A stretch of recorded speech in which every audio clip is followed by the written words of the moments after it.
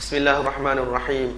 Alhamdulillah Rabbil Alamin. Wassalatu wassalamu ala sayyidina wa maulana wa habibina wa syafi'ina wa muta'ina wa rasulina Muhammad ibn Abdullah wa ala alihi wa sahbihi wa man tabi'ahum bi ihsanin ila yaumiddin, amma ba'd.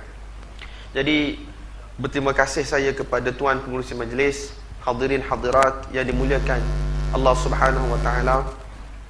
Jadi pertamanya kita syukur pada Allah sebab dengan taufik hidayah daripada Allah Subhanahu wa taala, pada pagi ini Allah Subhanahu wa taala bagi kesempatan kepada kita untuk kita duduk di dalam satu majlis ilmu, insya-Allah, yang mana ini merupakan satu nikmat yang besar yang Allah Subhanahu wa taala bagi kepada kita.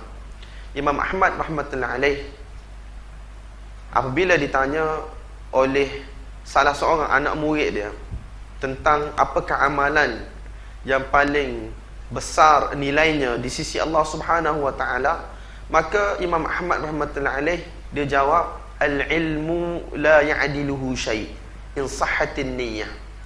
Ilmu ni tidak ada satu benda pun yang mana boleh menandingi dia jika niat itu benar.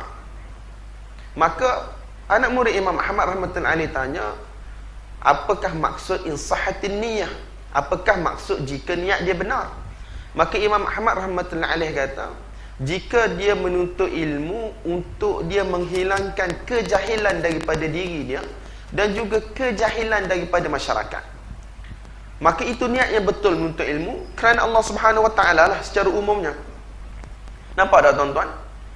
Jadi tuan-tuan, menuntut ilmu ni merupakan satu perkara yang besar, dan menuntut ilmu ini merupakan cara satu-satunya kita boleh kenal Allah Subhanahu wa taala, dan satu-satunya cara kita boleh melakukan ibadat sebagaimana yang dikehendaki oleh Allah Subhanahu wa taala dengan cara yang betul. Sebab tu Imam Bukhari rahmatullahi alaih, tuan-tuan selalu dengar kenyataan ni, Imam Bukhari rahmatullahi alaih dia tulis dalam Sahih Bukhari dia babul ilmi qabla qaulin wa amal. Bab kita kena ada ilmu dulu, tak, sebelum kita bercakap, sebelum kita beramal. Dan Ibn Raslan di dalam Safwatuz Zubad dia kata apa? Wa kullu man bighairi ilmin ya'malu a'maluhu mardudatun la tuqbalu. Sesiapa sahaja yang mana dia buat amal tanpa ilmu, maka amalan dia akan ditolak, tidak akan diterima oleh Allah Subhanahu wa taala. Jadi tuan-tuan, dalam ayat Quran Allah Subhanahu wa taala sendiri dia telah letak bercakap tanpa ilmu pengetahuan ni dak tepi syirik kepada Allah Subhanahu wa taala. Wa antusyriku billah, kamu syirikkan kepada Allah Subhanahu wa taala, itu merupakan satu dosa besar. Wa antaqulu 'ala Allahi bighairi ilm, dan kamu bercakap tentang Allah Subhanahu wa taala tanpa ilmu pengetahuan. Ini juga merupakan satu dosa yang besar. Jadi tuan-tuan, kita syukur pada Allah Subhanahu wa taala. Sebab apa? Sebab Allah Subhanahu wa taala pilih kita untuk mari dalam majlis ilmu. Jadi tuan-tuan, saya pun tidak diberi satu tajuk yang orang kata spesifik lah untuk hari ni. Dan bila ustaz kita dia mesej kita tanya duk Kelantan sampai bila, saya nak pergi KL dah petang kat Rai, lebih kurang dalam waktu asar ataupun sebelum asar, tak, sebab esok ada kerja sikit. Dan kalau nak tolak pun rasa macam takut tak jumpa dah dalam masa terdekat. Sebab insya-Allah saya 16 hari bulan 8 saya akan ke Jordan dah untuk sambung ngaji. Jadi paling dok 4 tahun. Tapi tak balik. Insya-Allah balik, tapi tak tahu bila lagi kita akan jumpa dalam masa yang terdekat. So saya kata tak ada masalah lah, calon kita mari je lah. Tapi tak ada satu tajuk, dan saya rasa tajuk hak saya duk untuk diri saya sendiri sebenarnya, dan juga untuk kita semua, ialah tentang orang kata hiasan bagi penuntut ilmu. Sebab apa saya pun nak sambung ngaji pula. Selepas hampir setahun jadi ustaz ni, balik Kuala Lumpur ni, nak balik Malaysia nak jadi ustaz ni, nak pergi pula nak jadi pelajar. Dia rasa ini satu benda yang paling baik untuk saya kongsi dengan tuan-tuan dan untuk diri saya sendiri. Bahkan ketika mana safar saya ke Perancis pada hari raya ketiga, saya kilik kitab, kalau tuan-tuan tengok dalam Facebook tu lah, bagi orang tengok lah, orang tak tengok tu biarlah. Dak kitab tu ialah Syarah Hilyati Talibil Ilm, iaitu syarah satu kitab nama dia Hilyatu Talibil Ilmi yang ditulis oleh Syekh Bakar Abu Zaid. Kita terjemah dia sebagai hiasan para penuntut ilmu, ornament of the student of knowledge. Hiasan bagi penuntut ilmu, dan disyarahkan oleh Fadilatul Syekh Muhammad Ibn Salih Al-Uthaymin. Jadi kitab tu Masya Allah, saya baru boleh dalam bulan puasa itu. Satu orang kawan, dia ngaji Saudi, dia bagi hadiah pada saya. Jazakallahu khairan. Dan saya nampak dalam tu ada banyak benda-benda yang mana sangat penting bagi saya sebagai penuntut ilmu dan bagi kita secara umumnya penuntut ilmu. Jadi saya rasa terpanggil untuk berkongsi benda-benda tersebut, dan saya rasa tak mampu untuk kita kongsi keseluruhan orang kata isi kandungan satu kitab, tuan-tuan. Tapi kita ambil poin-poin yang penting untuk bekalan kita hari ini. Semoga Allah Subhanahu Wa Taala memberi taufik dan hidayah pada kita. Kita ditulis sebagai penuntut ilmu yang sebenar, di dunia dan juga di akhirat. Sebab apa takut-takut kita ni tergolong dalam golongan yang mana menuntut ilmu di dunia. Golongan masjid di dunia, golongan yang mana melakukan kebaikan di dunia. Tapi bila berdiri di hadapan Allah pada hari kiamat di pada mahsyar, kita tidak tergolong di dalam golongan tersebut.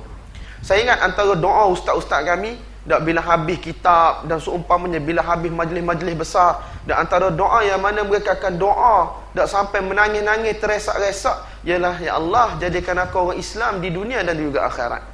Jadikan aku orang masjid di dunia dan juga akhirat. Jadikan aku orang yang mana menuntut ilmu di dunia dan juga di akhirat. Jangan jadikan aku orang-orang ni Islam, menuntut ilmu, orang masjid di dunia, tetapi bila balik pada hari akhirat nanti aku tidak tergolong di dalam golongan-golongan tersebut. Bahkan antara pesan yang ustaz kami bagi tahu pada kami sebelum kami pergi Mesir dulu, pesan daripada guru dia, dia kata apabila guru dia pergi buat haji di semua tempat-tempat yang penting dalam amalan haji, di Arafah, di Muzdalifah dan seumpamanya, benda yang selalu didoakan, ya Allah, terimalah aku, terimalah keluarga aku, terimalah umat Nabi. Doa tak panjang, tuan-tuan. Ya Allah, terimalah aku, terimalah keluarga aku, terimalah umat Nabi sallallahu alaihi wasallam. Hari ni, tuan-tuan, penerimaan qabuliat daripada Allah Subhanahu Wa Taala yang mana kita kena minta pada Allah Subhanahu Wa Taala supaya apa? Supaya amalan kita ini tidak jadi satu amalan yang sia-sia. Allah Subhanahu Wa Taala cerita dalam Quran, wa qadimna ila ma amilu min amalin faja'alnahu haba'an manthura. Dan kami telah pergi kepada amalan-amalan mereka di dunia dulu, dan kami telah jadikan amalan-amalan mereka sebagai amalan-amalan yang mana tidak ada nilai, amalan yang sia-sia, haba'an manthura, seumpama debu yang berterbangan. Dan orang yang mana buat amal banyak pada kehidupan dunia, semayangnya, puasanya, menuntut ilmunya, tetapi pada hari kiamat apabila buku amalan diterima, maka dia tidak dapat amalan-amalan tersebut di dalam bukunya. Kerana apa? Kerana ada kesilapan-kesilapan, kecacatan-kecacatan, kekurangan-kekurangan semasa kehidupan dia di dunia.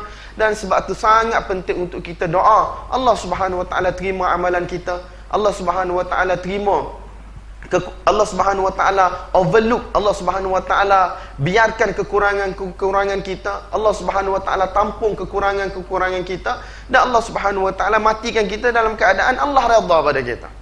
Nampak tak, tuan-tuan? Jadi tuan-tuan yang dimuliakan oleh Allah Subhanahu Wa Taala,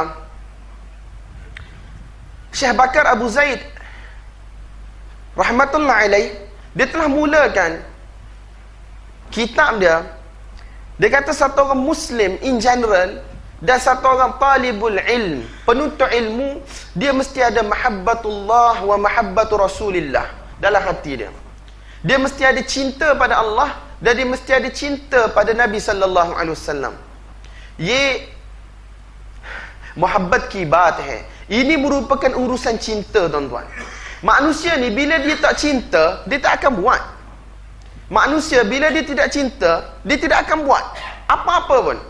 Bila dia tidak ada syaraf, bila dia tidak ada rasa kehendak, bila dia tidak ada passion, dia tidak ada rasa sayang nak buat satu-satu benda tu, dia tidak akan buat. Abu Talib, bapa saudara Nabi sallallahu alaihi wasallam, kenapa dia sanggup untuk dikepung di lembah Bani Hashim, Bani Abdul Muttalib 3 tahun walaupun dia kafir? Sebab apa? Sebab cinta dia pada anak saudara dia Nabi sallallahu alaihi wasallam. Kenapa dia sanggup untuk berhadapan dengan kaum kafir Quraisy, musyrikin Mekah, dan untuk mempertahankan Nabi sallallahu alaihi wasallam? Sebab apa? Sebab cinta pada Nabi sallallahu alaihi wasallam. Betul tak tuan-tuan? Sebab apa? Sebab cinta kepada Nabi sallallahu alaihi wasallam, mereka sanggup walaupun tidak sama agama. Walaupun tidak sama agama. Dan cinta ni tuan-tuan akan menyebabkan kita akan buat benda yang mana orang yang kita cintai itu suka. Ini konsep cinta. Cinta ni akan menyebabkan kita akan ikut sebutir-sebutir benda yang mana dibuat ataupun disukai oleh orang yang kita cintai. Syekh Muhammad bin Salih Al-Uthaymin ketika mana dia syarah tentang cinta ni, dia kata apa? Dia kenali guru-guru dia, dia kenali ada orang-orang yang mana dia cinta pada guru-guru dia sampai ke dalam bab tulisan guru dia pun dia ikut. Dia cerita tentang Syekh Sa'di, satu orang guru yang hebat, tulisan tak comel pun. Tetapi ada student-student yang mana mereka cuba untuk tiru khat guru dia. Sebab apa? Ni merupakan satu benda yang mana kita tak boleh faham. Cinta, tuan-tuan. Bila saya baca kenyataan ni, saya nak cerita kepada tuan-tuan, saya cuba tiru tulisan Dr. Abu Laith. Sebab dia antara guru yang sangat rapat dengan saya di UIA. Hampir 10 tahun, 12 tahun saya kenal dia. Bahkan kawan-kawan yang rapat dengan saya, dia boleh share tulisan saya tu, tulisan nak tiru Dr. Abu Laith. Tulisan nak tiru Dr. Abu Laith dalam buku-buku saya di tepi-tepi kitab. Bahkan ketika mana saya pergi jumpa dia, saya pakai kurta. Nak kata, apa pakai kurta? Dia kata, ye mahabbat ki baat hai Dr. Sahab, ini merupakan masalah cinta. Dan dia setuju. Dia kata bila kita suka satu-satu orang, dan kita akan cuba untuk ikut cara makan dia, cara pakaian dia, cara percakapan dia. Dan dia telah cerita tentang bagaimana dia pada pelajar ikut melana Wahiduz Zaman Al-Kirawani. Kalau tuan-tuan pernah dengar nama tersebut, dak satu orang ulama hadis yang besar di Darul Ulum Deoban yang tulis kitab Urdu, orang kata kamus Urdu ke Arab, Arab ke Urdu, melana Wahiduz Zaman Kirawani rahmatullahi alaih. Jadi dia cerita bagaimana dia dengan pelajar-pelajar yang lain cuba untuk muhakah, untuk ikut apa orang kata gerak-geri, cara bercakap, kesukaan makanan guru-guru dia. Jadi ni tuan-tuan merupakan orang kata manifestasi cinta. Bila kita cinta, kita akan cuba untuk buat benda yang mana disukai oleh orang yang mana kita cinta. Jadi tuan-tuan, cinta ni yang pertama sekali syarat dia ada dua syarat. Kata Syekh Bakar Abu Zaid rahmatullahi alaih, yang pertama sekali ialah ikhlasun niyyah lillahi subhanahu wa ta'ala. Kalau cinta saja tapi kita tidak ada ikhlas, benda ni orang kata satu dakwah yang palsu. Dak cinta mesti kena ada ikhlas. Bila kita cinta pada Allah, kita kena ikhlas kepada Allah subhanahu wa ta'ala dalam setiap gerak-geri, dalam setiap langkah kita, setiap perbuatan kita, apa sahaja yang kita buat. Ikhlas ni merupakan satu benda yang penting. Tuan-tuan, sebab itulah para ulama telah dahulukan kitab-kitab mereka dengan hadis ikhlas, innamal a'malu binniyat. Dan tuan-tuan tahulah Imam Bukhari rahmatullahi alaih mulakan Sahih Bukhari dengan hadis ikhlas niat. Dalam Al-Adabul Mufrad pemula dengan hadis ni. Kemudian Imam An-Nawawi rahmatullahi alaih dalam hadis 40 pemula dengan hadis ni. Dalam Riyadhus Salihin pemula dengan hadis ni. Dalam Al-Azkar pemulakan dengan hadis ni. Bahkan para ulama kata kalau nak tulis kitab, tak kena mulakan dengan hadis ni. Bahkan nak tulis bab pun kena mulakan dengan hadis ni. Sebab apa? Ikhlas ini merupakan satu benda yang penting. Allah subhanahu wa ta'ala tidak akan terima amalan kecuali amalan yang ikhlas kerana Allah subhanahu wa ta'ala. Tidak akan sampai daging, darah kepada Allah subhanahu wa ta'ala dalam masalah ibadat korban. Tetapi akan sampai ialah ikhlas kepada Allah subhanahu wa ta'ala. Jadi tuan-tuan, satu orang manusia, dia buat amalan yang besar-besar, tetapi bukan kerana Allah subhanahu wa ta'ala, kembali kepada Allah pada hari kiamat nanti, semua tu jadi bekar. Semua benda itu tidak ada nilai di sisi Allah subhanahu wa ta'ala.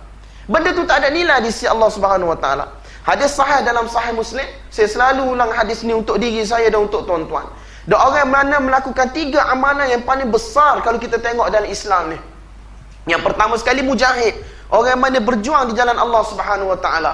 Dak berperang sampai mati, secara zahir menjadi syahid di jalan Allah subhanahu wa ta'ala. Dan yang kedua, orang yang mana ada ilmu pengetahuan, belajar ilmu pengetahuan dan mengajarkan ilmu pengetahuan. Yang ketiga, golongan yang hartawan, dermawan, orang yang banyak infak, sedekah di jalan Allah subhanahu wa ta'ala. Tiga-tiga mereka ni dipanggil seorang demi seorang pada hari kiamat untuk dihisab, untuk dibicarakan oleh Allah subhanahu wa ta'ala. Ditanya kepada mujahid, Apa yang kamu buat? Dia kata, aku berjuang di jalan engkau ya Allah, dan untuk tegakkan kalimah Allah, dan sampai mati syahid. Allah Subhanahu Wa Taala kata, kamu tipu. Tak, kamu buat tu sebenarnya supaya orang panggil kamu ni satu orang lelaki yang pemberani, satu orang lelaki yang begitu pahlawan, satu orang yang gagah perkasa. Wa qad qil, dan benda itu telah disebut. Bendanya mana tuan-tuan? Bendanya hanya pada sebutan dan pujian manusia. Bukan dia dapat mukafaah, bukan dia dapat orang kata balasan lain pun. Tak. Wa qad qil, sesungguhnya telah disebut apa yang kamu nak dengar. Maka Allah Subhanahu Wa Taala telah memerintahkan malaikat untuk mengheret lelaki tersebut mukanya ke tanah dan dihumban ke dalam neraka Allah Subhanahu Wa Taala. Golongan yang kedua, satu orang yang alim, qari. Dan Allah Subhanahu Wa Taala tanya, kenapa belajar, kenapa mengajar? Dia kata, supaya apa? Supaya aku dapat hilangkan kejahilan daripada umat. Supaya apa? Supaya manusia dapat kenal engkau, dapat beribadat dengan cara yang baik, dan supaya agama engkau jadi agama yang paling tinggi. Allah Subhanahu Wa Taala kata, tak mu tipu. Mu buat gitu supaya apa? Supaya orang panggil mu qari. Wah qari sahab. Tak masa baca Quran dak kita pun masya-Allah, masya-Allah. Tak, kadang-kadang benda tu mari terlintas dalam hati kita. Tak, kenapa kamu belajar tinggi-tinggi mengajar supaya orang kami panggil kamu allamah, tak panggil kamu alim, panggil kamu sekian.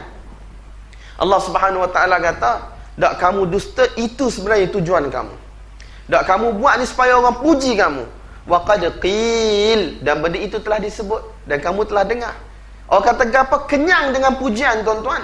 Last sekali Allah Subhanahu Wa Taala telah memerintahkan para malaikat untuk mengheret lelaki tersebut dengan mukanya ke tanah dan dihumban ke dalam neraka Allah Subhanahu Wa Taala. Yang ketiga, satu orang dermawan. Satu orang dermawan, satu orang yang mana banyak bagi infak, orang yang mana banyak bagi sedekah.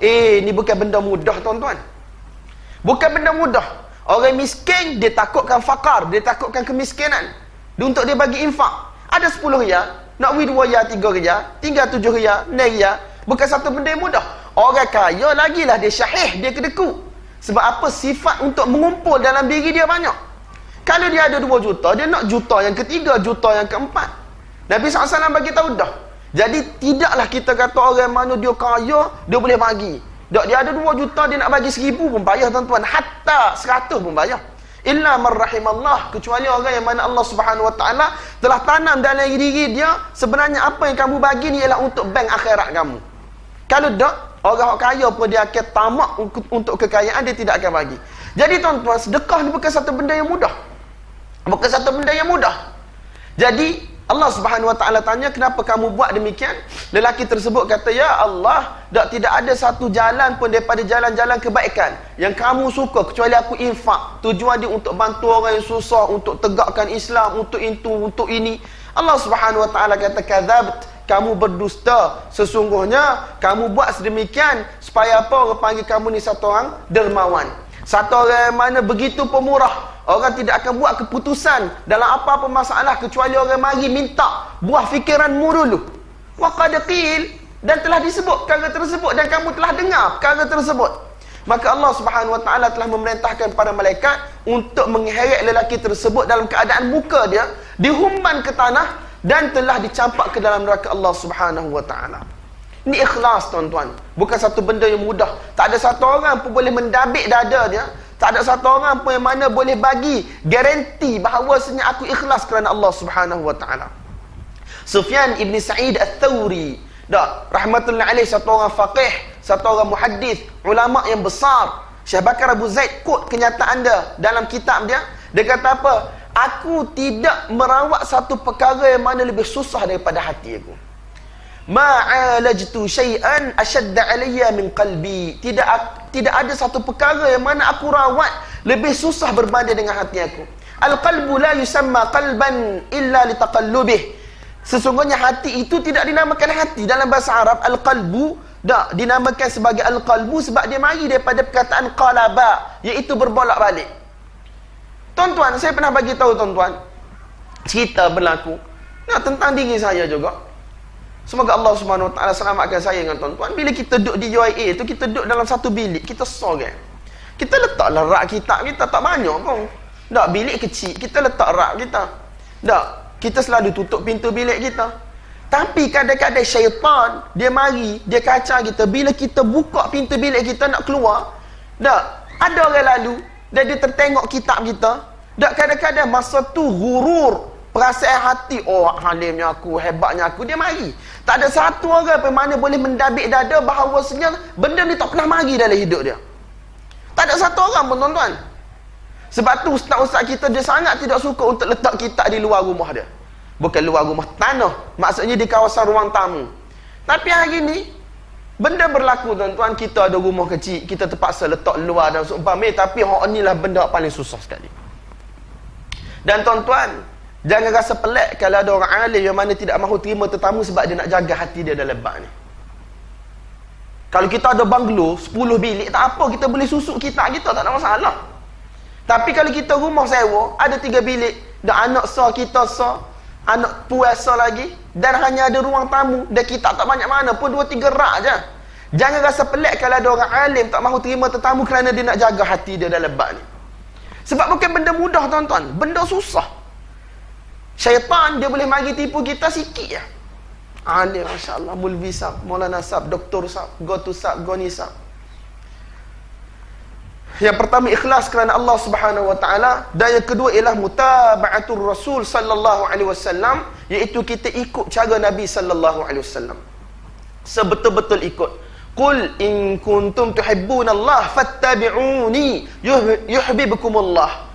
Katakanlah, wahai Muhammad, declare kepada umat manusia, kalau kamu sebetul-betulnya cinta pada Allah Subhanahu Wa Taala, in kuntum tuhibbunallah, kalau kamu betul-betul cinta pada Allah, fattabi'uni, hendaklah mu ikut aku. Nabi SAW kata, yuhibbukumullah, Allah Subhanahu Wa Taala akan cinta pada kamu.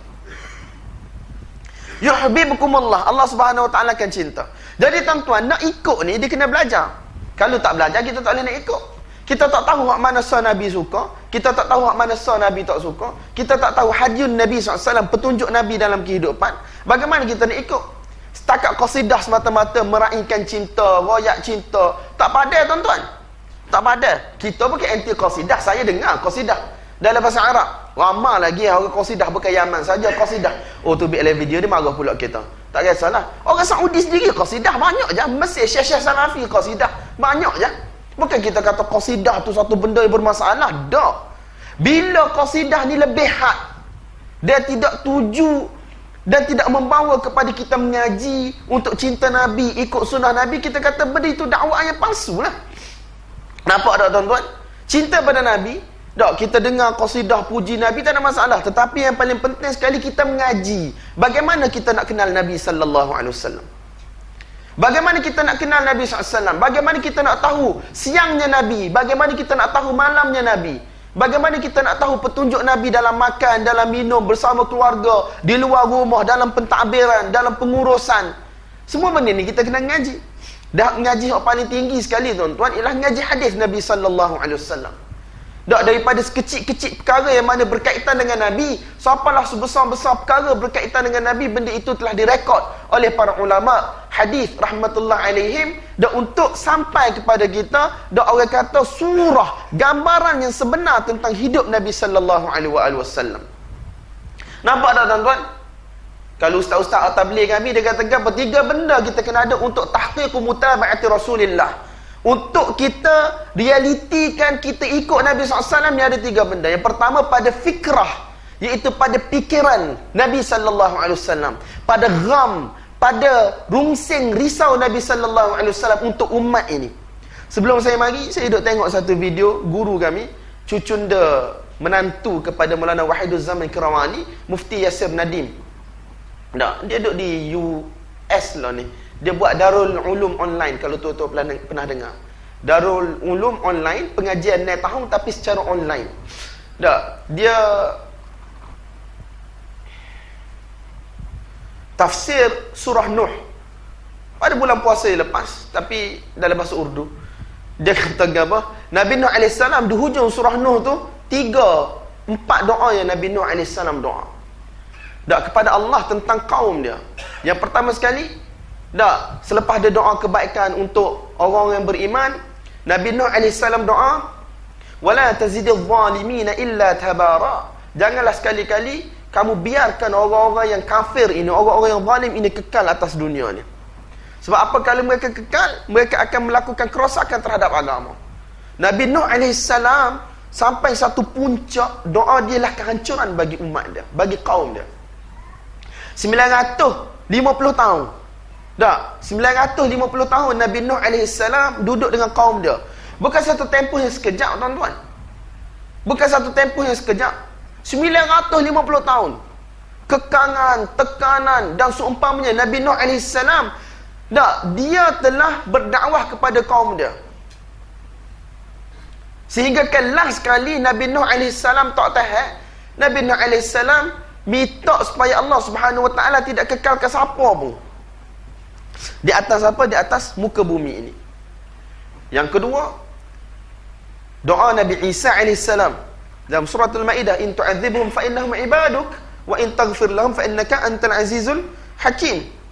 Tak, lebih kurang gitu dah ayat dia rasanya. Kalaulah engkau memaafkan mereka, wahai Allah, fa innahum ibaduk, ini merupakan hamba-hambamu. Kalau kamu nak azab, tak ada masalah, keputusan di tanganmu. Sekata-kata nak buat apa pun, itu memang hakmu. Dan mu ni maha mengetahui, kamu ni maha bijaksana. Tapi kalau mu nak ampun pun, mu lebih tahu. Tapi Nabi SAW dalam banyak tempat, tuan-tuan, ummati, ummati, umat aku, umat aku. Dalam kes Taif, dak dibaling dengan batu berdarah, luka Nabi SAW, dak sehingga keletihan berhenti di satu tempat. Jibril AS datang bagi tahu, wahai Rasulullah, ni penjaga-penjaga dua bukit ni ingin hancurkan dengan satu perintah daripada engkau. Nabi SAW kata, Allahumma ghafir, Allahumma hdi qawmi fa innahum la ya'lamun. Wahai Allah, bagilah hidayat kepada kaum aku, sesungguhnya mereka tidak mengetahui. Kes kaum Abu Hurairah radhiyallahu taala anhu, saya peti ingat ada nama sahabat yang mana dia terima Islam dan Nabi SAW hantar untuk dia balik. Ikut istilah ustaz-ustaz tabligh kami, dia kata apa? Untuk buat kerja maqami, untuk buat kerja di tempat dia, untuk bawa manusia kepada agama. Tak dengar kata mari jumpa Nabi SAW, suruh supaya Nabi doakan kehancuran. Tak, Nabi kata balik buat hijrah. Mari kali kedua minta supaya apa? Supaya doa kehancuran. Nabi SAW angkat tangan, tuan-tuan. Tak, para sahabat takut dah, takut bala Allah Subhanahu Wa Taala turun. Tapi Nabi SAW kata, Allahumma hdi fa innahum la ya'lamun. Ya Allah, ampakanlah kaum aku, sesungguhnya mereka ni orang yang mana tidak mengetahui. Dan daripada kaum Daus itulah keluar Abu Hurairah radhiyallahu taala anhu. Kita lebih kenal Abu Hurairah daripada orang pertama buat kerja untuk kaum Abu Hurairah. Saya pun tak ingat nama dia siapa. Ustaz kami kata dalam bayan, dia kata kita tak kenal pun orang yang mana telah berusaha sehingga keluar Abu Hurairah daripada kampung dia. Ini merupakan gham, ini merupakan orang kata rungsing risau Nabi sallallahu alaihi wasallam yang perlu ada dalam diri kita. Sebagaimana orang yang sebagai orang yang mana mengaku cinta Nabi, nak cuba bawa sebutir, sebiji apa yang Nabi SAW bawa dalam kehidupan. Ni yang pertama, aspek yang pertama, gham, rungsing, risau, fikir Nabi SAW. Yang kedua ialah surah. Surah ni orang kata gambaran luar. Ada Nabi SAW dari sudut al-asamtul hasan, iaitu pakaiannya, dak penampilannya dan seumpamanya. Hak ni tuan-tuan perbahasan dia lebih umum. Tak cuma perbahasan cinta, biasanya orang kata pakai jubah, tak kita simpan janggut Nabi SAW, tak bersama dengan kita, tak orang lelaki lah dan seumpamanya. Tak, orang kata surah zahirah, sehingga kita nampak kita cinta pada Nabi. Ini bukan perbahasan wajib, perbahasan sunat dan seumpamanya. Ini perbahasan cinta, tuan-tuan. Kemudian yang ketiga iaitu sarirah, iaitu dalaman Nabi SAW. Tak, sirah Nabi SAW, perjalanan hidup Nabi SAW. Lagu mana waktu kita kena bawa dalam diri kita, barulah tahqiqu mutaba'atir Rasul sallallahu alaihi wasallam. Tak ada dalam kehidupan kita. Jadi tuan-tuan, apabila ada ikhlas kepada Allah, dan yang kedua kita usaha bagaimana kita dapat bawa orang kata sebutir, koyok tepek kehidupan Nabi dalam kehidupan kita, maka di sana akan terhasillah satu benda yang kita namakan sebagai mahabbatullah wa mahabbatu Rasulillah sallallahu alaihi wasallam. Kita cinta pada Allah dan kita cinta kepada Nabi sallallahu alaihi wasallam. Tuan-tuan, cinta saja tidak boleh menyelamatkan kita. Abu Talib cinta pada Nabi, tetapi kafir, tidak terima Nabi SAW punya dakwah. Sebab apa? Sebab takut kaum dia akan kata, oh, Abu Talib takut mati sampai nak tukar agama. Cinta, tuan-tuan, cinta saja tak jadi. Cinta saja tak jadi. Dan mutaba'ah saja tanpa cinta pun tak jadi juga. Munafiqin, mereka semaya belakang Nabi. Munafiqin, mereka semaya belakang Nabi, ikut Nabi, pergi perang dengan Nabi. Tetapi dalam hati telah mereka sembunyikan kebencian mereka kepada Nabi. Na'udzubillah, fid darkil asfali minan nar. Mereka berada di dalam neraka yang paling dalam sekali. Jadi gapo, tuan-tuan? Kena ada dua-dua. Satu cinta, dan satu lagi kita kena ada mutaba'ah. Kita kena ikut Nabi sallallahu alaihi wasallam sebagaimana para sahabat radhiyallahu taala anhum ajma'in secara umumnya. Dan antara nasihat yang kedua yang diberi oleh Fadilatul Syekh Bakar Abu Zaid rahimahullah di dalam kitab Hilyah Talibil Ilm ialah kun salafiyan 'alal jaddah. Kamu kena jadi salafi ikut jalan betul. Jadi tuan-tuan, kun salafiyan 'alal jaddah. Jadi salafi ikut jalan betul. Kata para ulama, istilah salafi ni tak ada masalah ke apa pun. Tak. Tapi kita ada dua ekstrim lah ni. Satu ekstrim yang mana tak suka langsung guna perkataan salafi. Dan satu lagi ekstrim yang mana menggunakan perkataan salafi sebagai satu tazkiyah bagi diri dia. Dia nak recommend diri dia sendiri. Dia nak royak macam aku ni, Masya Allah, hak terbaik. Hak ni pun salah juga. Tetapi kita faham salafiyan di sini iaitu ya nisbah. Iaitu kita ikut salaful ummah. Jadilah orang yang mana kita cuba untuk ikut jejak langkah ulama-ulama kita yang terdahulu. Was-sabiquna al-awwaluna minal muhajirin wal ansar walladzina ittaba'uuhum bi ihsan radhiyallahu anhum wa radwan. Dalam satu tafsiran para ulama, iaitu orang-orang yang mana mengikuti muhajirin dan juga ansar, dan orang-orang yang mana mengikuti mereka ini, iaitu ulama kita atba'ut tabi'in dan seumpamanya, yang mana dipuji oleh Allah di dalam Quran, dipuji oleh baginda Nabi sallallahu alaihi wasallam di dalam hadis-hadis, khairun nasi qarni dan seumpamanya. Jadi tuan-tuan, kun salafiyan 'alal jaddah, kita kena jadi salafi hak mana ikut jejak langkah ulama-ulama kita terdahulu, generasi-generasi yang terbaik dulu. Hak ni kita tidak boleh putuskan dalam kehidupan kita, tuan-tuan. Hari ni umat Islam mereka tak ada jati diri. Umat Islam mereka tak ada jati diri. Tak, satu bayan Maulana Kettani hafizahullah, dia kata apa? Orang kafir kebanyakan dunia hari ni kita tengok mereka mencari kedamaian. Petang-petang mereka jalan bawa anjing. Orang kafir ikut anjing, dia kata. Ya, anjing dia duduk depan jalan. Kalau tuan-tuan selalu pergi negara Eropah, mereka mencari ketenangan lagu tu. Tak sesaing dengan manusia. Tak, manusia tak ada sifat loyal, tak ada sifat orang kata gapo loyal, tak ada sifat setia. Tak, mereka sayang dengan anjing dan seumpamanya. Bahkan ada cerita-cerita heritage. Orang kata mereka punya, bukan heritage, mereka punya harta pusaka mereka tu diberi kepada anjing pun ada juga. Sebab apa? Sifat setia yang ada pada anjing. Tapi dia kata hari ni kita teruk lagi, kita jalan di belakang orang mana jalan belakang anjing tu. Tuan-tuan boleh cari dalam Facebook, dalam YouTube, satu video Maulana Kettani, dia kata apa? Kita teruk lagi hari ni, kita berjalan di belakang orang mana jalan belakang anjing tu. Sebab apa, tuan-tuan? Sebab kita dah tak ada orang kata petunjuk dalam kehidupan kita. Kita rasa kehidupan salaf kita dulu ni satu kehidupan yang kolot, satu kehidupan yang jumud. Kita nak cari satu kehidupan yang molek. Tak selain daripada petunjuk mereka.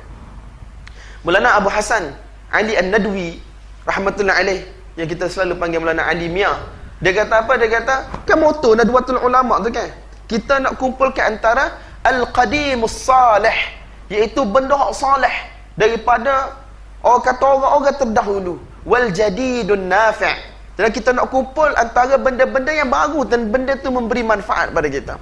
Kita ambil teknologi, tak ada masalah. Kita ambil kemajuan, tak ada masalah. Tak semestinya kita kena naik unta, tak semestinya kita kena jalan kaki. Tak ada masalah untuk kita maju, tuan-tuan. Tetapi dalam man kita, dak penampilan kita, dak biarlah kita terikat dengan orang kata petunjuk salaf kita, sahabat, tabi'in, tabi'in, ulama-ulama kita dulu. Kun salafiyan 'alal jaddah, kita kena jadi salafi yang mana mereka ni berada di atas jalan yang betul. Jangan kita mengaku kita salafi tapi kita tidak mengikut orang kata cara kehidupan mereka yang sebenarnya. Jadi tuan-tuan, nak jadi salafi, apa maksud dia? Apa maksud jadi salafi? Saya pernah terang benda ni sebelum saya ke South Africa tahun 2014, di satu daurah di Ampang. Bila kita kata jadi salafi, yang pertama sekali kita kena pecah-pecahkan. Orang kata aspek-aspek yang mana berlainan lah. Yang pertama sekali melibatkan ibadah, melibatkan akidah dulu, hak penting sekali. Iaitu kita kena jadi salafi mengikut acuan akidah ulama-ulama kita terdahulu. Ulama-ulama 3 kurun pertama. Hak ni kita kena ngaji dalam akidah, tuan-tuan. Betul tak? Bagaimana ulama-ulama terdahulu membahaskan ilmu akidah, pasal ketuhanan, pasal kenabian, pasal hari akhirat dan seumpamanya. Benda ini kita kena ngaji kitab-kitab yang mana telah diwariskan oleh para ulama kita dulu. Ada kitab-kitab, tuan-tuan, kita boleh cari dan kita kena ngaji.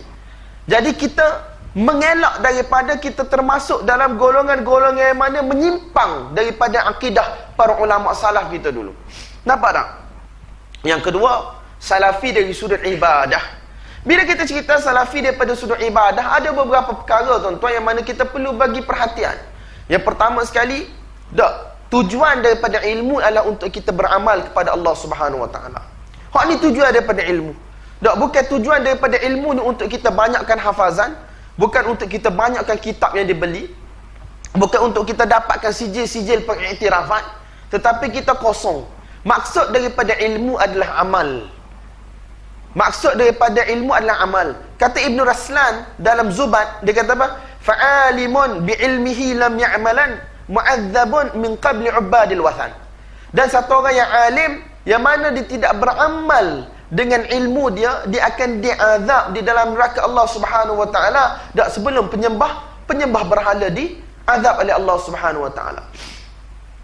Dalam Mishkat, kalau tuan-tuan pergi Mishkatul Masabih, tuan-tuan pergi dalam Kitabul Ilm, di situ adanya fadilat ilmu, dan di situnya ada hadis-hadis yang mana orang kata memberi ancaman kepada orang yang mana mengaji tapi dia tak amal, ataupun orang yang mana mengaji tetapi tujuan dia tak betul. Tuan-tuan akan jumpa, tuan-tuan pergi cari Mishkatul Masabih, Kitabul Ilm, tuan-tuan akan jumpa di situ tentang ilmu pengetahuan ni bukan targhib, bukan motivasi untuk mengaji saja, tetapi di sana adanya tarhib, adanya satu ancaman bagi orang mana mengaji tapi tak kena cara dia mengaji ataupun tujuan dia mengaji. Satu hadis riwayat Imam Abu Daud rahmatullahi alaih, man ta'allama ilman mimma yubtagha bihi wajhullah liyusiba bihi 'aradan min ad-dunya. Kalaulah satu-satu orang itu dia mengaji satu ilmu yang mana asal ilmu tu adalah untuk mencari keredaan Allah Subhanahu Wa Taala, kemudian dia mengaji, la yata'allamuhu illa liyusiba bihi 'aradan min ad-dunya, dia tidak mengaji kecuali untuk dia dapat sedikit daripada dunia ini. Biasanya orang mana nak dapat sedikit daripada dunia ini, min babi aula dia tidak akan beramal dengan ilmu dia. Sebab tujuan dia tu rosak daripada awal lagi. Dia hanya untuk dapatkan ilmu pengetahuan, untuk dia dapatkan sedikit daripada dunia ini. Liyusiba bihi 'aradan min ad-dunya. 'Aradan, ulama dia kata tanwin di situ li tahqir, bukan boleh banyak pun, boleh sikit je. Tak jadi kaya supaya orang nego sendiri, tak jadi kaya supaya orang mana dapat gaji besar-besar, tetapi dia dapat sikit. 'Aradan min ad-dunya, lam yajid raihatal jannah, dia tidak akan sekali-kali mendapati bau syurga Allah Subhanahu Wa Taala. Lam yajid arfal jannah, dia tidak akan mendapat bau syurga Allah Subhanahu Wa Taala. Ulama khilaf, apa maksud tidak akan mendapat bau syurga? Ada setengah kata dia tidak akan masuk syurga bersama dengan orang yang awal-awal masuk syurga. Ada setengah ulama kata di medan mahsyar, ketika mana manusia berada dalam keadaan kaluk ribut, untuk dihisab oleh Allah Subhanahu Wa Taala, ada orang-orang yang mana akan ditenangkan oleh Allah Subhanahu Wa Taala dengan bauan daripada syurga. Tapi puak-puak ni dia tak akan dapat. Dia akan masuk syurga juga, tetapi dia akan rasa susah medan hasyar tu. Dia tidak akan dapat bauan fragrance yang mana akan menyebabkan dia rasa tenang, hilang rasa serabut, dia tak dapat. Ataupun sebahagian ulama kata dia akan masuk syurga, dia akan dapat nikmat syurga, tetapi nikmat bauan ni dia tak akan dapat dalam syurga. Hatta walaupun dia masuk syurga dah. Lam yajid arfal jannah, dia tidak akan dapat arfal jannah. Dalam matan tu disebut arfal jannah bi fathil ain wa sukunil ya wa sukunir ra. Lam yajid arfal jannah ay raihatal jannah, dia tidak akan dapat bauan syurga. Jadi tuan-tuan, orang yang mana dia mengaji, tujuan dia adalah untuk ilmu. Al-Khatib Al-Baghdadi rahmatullahi alaih, dia tulis satu kitab Iqtida'ul Amal Al-Ilm ataupun Iqtida'ul Ilmi Al-Amal. Satu orang mana mengaji tujuanlah untuk beramal. Jadi tuan-tuan, Allah Subhanahu wa taala cerca orang-orang yang mana mereka banyak ilmu pengetahuan, terutamanya ahli kitab. Tak? Masalul ladzina humilut Taurah, orang mana dia ni telah diberi tanggungjawab untuk mengaji kitab Taurah. Kama dzalil himar, tak seumpama satu himar yahmilu asfara, yang mana telah gendong kitab yang pelbagai di atas belakang. Tak, tapi mereka tak dapat ilmu, mereka tidak dapat kefahaman, mereka tidak beramal dengan isi kandungan, mereka dicerca oleh Allah Subhanahu wa taala. Na'udzubillah. Jadi tuan-tuan, yang pertama sekali, ilmu tak tujuan adalah untuk amal. Ilmu tujuan dia adalah untuk amal. Jadi tuan-tuan, itu satu sudut. Ibadat kita kena takthir, kita kena banyakkan ibadat. Kita kena banyakkan ibadat. Maulana Abdul Hayy Al-Laknawi rahmatullahi alaih, dia tulis satu kitab untuk isbat, untuk nyatakan bahawasanya al-iktsar min al-ibadah, tak, kita memperbanyakkan ibadat, benda itu bukan bid'ah. Tak, benda itu bukan bid'ah. Tetapi ibadat tu ialah ibadat yang sunnah lah, yang telah sabit daripada sunnah. Maksudnya kita banyakkan ibadat dalam kehidupan kita, daripada pagi sampailah kita tidur balik, bangun tidur, tahajud, qiyam, baca Quran, zikir. Benda itu bukan bid'ah tuan-tuan. Dia tulis satu kitab dengan syarat amalan-amalan tersebut amalan sunnah. Dia bukan bid'ah. Bahkan ini merupakan hadius salaf daripada dulu sampai sekarang tuan-tuan. Hadius salaf, mereka memperbanyakkan ibadah. Tuan-tuan baca Syiar A'lamin Nubala, jangan baca hak tentang rajinnya ulama-ulama ni ngaji saja. Baca bagaimana malam mereka, baca bagaimana siang mereka. Siang mereka dengan puasa, malam mereka dengan qiyam, dengan zikir, dengan tilawah, dengan semayang sunat. Hak ngaji-ngaji, hak amal-amal. Nampak tak tuan-tuan? Hari ni kesilapan sebahagian besar daripada kita. Kita kata apa? Kita kata menuntut ilmu ni suatu benda yang besar, dan ibadat yang paling baik. Tak, baca kenyataan Imam Ahmad tadi, al-ilmu la ya'diluhu syai' in sahhatin niyyah. Pandai pula kita cari dalil. Tapi kita terlupa hak je kecek tu lagu mana, banyak mana dia semaya pada waktu malam. Hak je raya al-ilmu la ya'diluhu syai' tu banyak mana semaya pada waktu malam. Siang hari dia berapa kali dia puasa dalam masa satu bulan. Tak banyak hak buka ke banyak hak puasa. Benda ni tuan-tuan kita kena baca dalam Syiar A'lamin Nubala. Tak, kita baca bagaimana perjalanan hidup ulama-ulama ini. Ini baru berkata kun salafiyan 'alal jaddah, iaitu salafi yang mana mengikuti jalan hidup mereka. Cuma bukan semua orang boleh buat semua kebaikan. Hak ni tak ada orang boleh nafikan. Ada orang mudahkan, Allah mudahkan untuk dia pintu puasa. Ada orang mudahkan, Allah Subhanahu wa taala mudahkan dia pintu qiyam. Ada orang yang Allah Subhanahu wa taala mudahkan dia pintu zikir. Ada orang mana Allah mudahkan untuk dia pintu tilawah. Ada orang yang mana Allah mudahkan untuk dia pintu sedekah. Jadi tuan-tuan, orang yang mana beruntung ialah orang yang mana boleh ambil daripada setiap pintu ni sedikit bahagian untuk dia.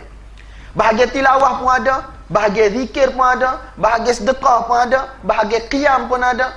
Jadi orang yang mana boleh ambil kebaikan-kebaikan ni walaupun sedikit, dak, dia insya-Allah telah berada di atas jalan para salaf kita. Nampak tak tuan-tuan? Saya boleh ngepek lah ke diri saya dan tuan-tuan ni, kalau banyak kecek ni sebenarnya untuk diri dia. Tak, sembahyang duha berapa rakaat tuan-tuan boleh buat? Hak afdal mazhab Syafi'i 8 rakaat. Tak boleh buat 8, 2. Jangan tinggal. Zikir lepas subuh. Tak, wadhkurullaha bukratan wa asila. Hendaklah kamu ingat Allah Subhanahu wa taala pada waktu pagi dan juga pada waktu petang. Berapa kali zikir kita pada waktu pagi? Berapa kali zikir kita pada waktu petang? Hak masa pergi perkampungan sunnah hari tu, sewi 2 zikir bersanad. Bukan sanad daripada Syekh Tarikat, sanad daripada Imam Bukhari rahmatullahi alaih sampai Nabi sallallahu alaihi wasallam.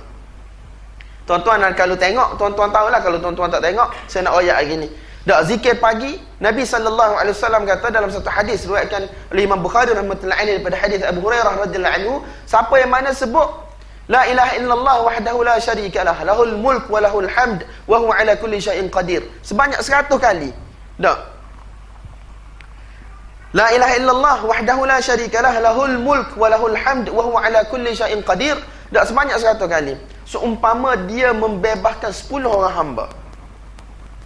akan ditulis 100 kebaikan untuk dia, akan dihapuskan 100 keburukan daripada buku amalan dia. Wa kanat lahu hirzan minasyaitan, benda itu merupakan pendinding untuk dia daripada syaitan yaumahu, pada hari tersebut, sehinggalah pada waktu petang, dan tidak ada satu orang mana yang boleh buat amalan.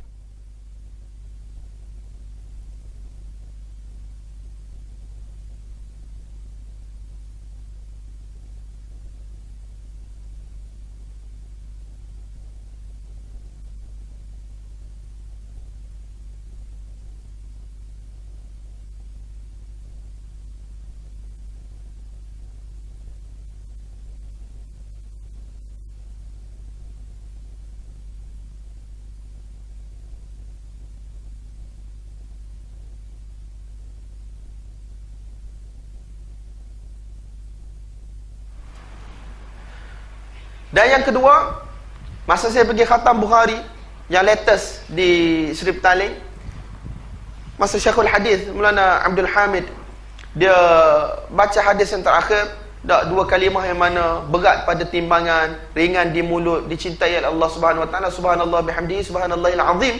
Dak dia kata sebelum tu Imam Bukhari rahmatullahi alaihi bawa satu hadis. Dak siapa yang mana sebut subhanallah wa bihamdihi 100 kali, dak ghufira lahu ma taqaddama min dhanbih, akan diampunkan semua dosanya yang telah lampau, walau kana mithla zabadil bahr, walaupun sebanyak buih di lautan. Jadi tuan-tuan, ini merupakan 2 zikir yang mana tak susah untuk kita buat satu hari. Berapa sangat masa tuan-tuan ambil untuk baca hak pertama tadi kalau lepas waktu subuh? Tidak semestinya tuan-tuan duduk di tikar sejadah tuan-tuan kalau nak pergi kerja dan seumpamanya. Tak boleh baca dalam kereta. Jadi cara saya kalau baca dalam kereta memang saya pergi wasabih lah. Sebab kalau tangan ni masa kita duduk drive kadang-kadang dia boleh ke apa? Hilang lah. Tuan-tuan nak pergi wasabih bid'ah tu cerita tuan-tuan lah, saya tak pergi bid'ah. Jadi kita pergi tengok tempat keadaan. Jadi ada benda-benda yang mana kita boleh buat tapi kita tak boleh buat. Tilawah Quran kita berapa banyak kita baca sehari? Tak semaya sunat kadang-kadang kita lah ni, tak rawatib, qabliyah dengan ba'diyah pun cabut penggang habis dah kita lah ni. Sebab apa cabut? Sebab kita tak semaya Jumaat. Kalau kita semaya Jumaat golek-golek boleh tuan-tuan. Kalau kita tak semaya berjemaah di masjid, golek-golek memang tak boleh lah. Siapa rajin nak semaya qabliyah dengan ba'diyah kalau dia semaya rumah dia? Golek-golek tak. Sebab apa? Sebab lah ni kita ilmu ni tak kita nak banyak ke hafazan semata-mata. Hafal dalil tu, hafal dalil ni. Tapi dari sudut pengamalan kita tak ada buat. Sudut pengamalan kita tak ada buat. Kurang. Bukan saya kata saya buat. Tak, tapi nak ayat benda ni kurang dalam diri saya. Dan saya tak tahulah tuan-tuan. Tapi kita kena usaha bagaimana benda ni mari. Supaya bila kita kata saya salafi, saya nak mengikut salafus salih. Tak, biar kita ikut betul-betul gapo-gapo dia buat. Dan kedua, juga dalam bab ibadat, saya nak stress juga poin ni. Saya nak kata salaf. Tak, salaf, walaupun mereka semua salaf, mari daripada kurung yang sama, tapi tidak bermakna salaf mereka akan sepakat dalam masalah fiqh. Tidak bermakna salaf akan sepakat dalam masalah fiqh. Hak ni kita kena faham. Sebab apa menjadi masalah di kalangan kita tuan-tuan? Golongan yang mana mereka bila mereka kata aku salafi, aku ikut manhaj salaf, dia ingat fiqh ni ada saqaul. Imam Syafi'i salafi, beza dengan Imam Ahmad. Imam Ahmad salafi. Beza dengan Abu Hanifah rahmatullahi alaih, salafi. Beza dengan Imam Malik, salafi. Beza dengan Sufyan al-Thawri, beza dengan Auza'i, beza dengan Laith bin Sa'ad. Sebutlah mana-mana nama ulama yang mana ada pada 3 kurun pertama tu, berapa banyak masalah fiqh mereka beza. Tuan-tuan ngaji Sunan Tirmizi, dah Jami' Tirmizi, bila bawa satu-satu hadis hukum, Imam Tirmizi rahmatullahi alaih kata wa bihi qala, dengan hadis inilah berpegang Ahmad bin Hanbal, Abdullah bin Mubarak, Syafi'i, sekian. Wa bihi qala fuqaha ahli Kufah. Ini merupakan pendapat fuqaha ahli Kufah, walaupun Imam Tirmizi tak sebut nama Imam Abu Hanifah rahmatullahi alaih. Sufyan al-Thawri pun Kufah juga, tapi dia sebut nama. Tapi Imam Abu Hanifah memang mereka tak sebut nama. Bapa wallahu alam. Banyak cerita dia, tapi nak ayatnya tak bahawasnya salaf mereka berselisih pada pengamalan hadis kepada kefahaman hadis, dan itu tidak menyebabkan mereka menjadi umat yang mana berpecah belah. Jadi tuan-tuan, tak, bila kita kata mengikuti salaf, it doesn't mean that we must have satu sahaja pendapat dalam fiqh. Sebab apa? Ikhtilafu faham. Benda ini merupakan orang kata perbezaan kefahaman, perbezaan penelitian terhadap kedudukan hadis, maksud ayat Quran, fatwa sahabat dan seumpamanya. Dan di mana kita bahas benda ni? Iaitu asbab ikhtilafil a'immah. Sebab-sebab kenapa ulama mereka berbeza pendapat. Syekhul Islam Ibn Taymiyah rahmatullahi alaih tulis kitab. Syekh Walillah Dahlavi rahmatullahi alaih tulis kitab. Dan ramai ulama-ulama tulis kitab yang menceritakan tentang kenapa boleh ada perbezaan pendapat di kalangan para ulama Islam dalam masalah fiqh. Dan yang ketiga, kun salafiyyan 'alal jaddah. Aspek yang ketiga yang perlu kita bawa ialah dalam masalah tazkiyatun nafs, iaitu dalam bab kita menyucikan diri kita. Bab menyucikan diri, bab menyucikan jiwa kita, tazkiyatun nafs ini merupakan satu benda yang sangat penting, tuan-tuan.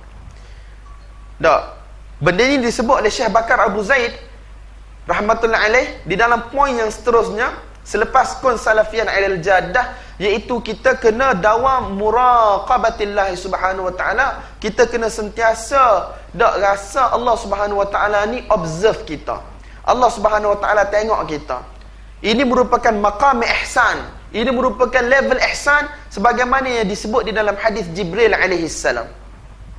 Sebagaimana yang disebut oleh Nabi sallallahu alaihi wasallam di dalam hadis Jibril, an ta'budallaha ka'annaka tarah, fa in lam takun tarah fa innahu yarak. Iaitu kita rasa bahawasanya setiap tingkah laku kita, gerak-geri kita, bangun duduk kita, perbuatan kita, Allah subhanahu wa ta'ala alimun khabir. Allah subhanahu wa ta'ala maha mengetahui, dan Allah subhanahu wa ta'ala maha dekat. Allah subhanahu wa ta'ala tahu segala gerak-geri kita. Dawam muraqabatillah wa khasyatillah, dan kita rasa takut pada Allah subhanahu wa ta'ala. Innama yakhshallaha min ibadihil ulama. Sesungguhnya orang-orang yang mana takut pada Allah Ta'ala ni ialah ulama. Kata satu ketika Maulana Muhammadi, kalau tuan-tuan kenal, di Darul Kauthar, masa kita duduk di South Africa, duduk buah sekali dalam bilik. Antara benda saya ingat dan saya quote semua, dia kata apa? Dia kata kita ngaji agama ni, sebenarnya apa kita ngaji agama?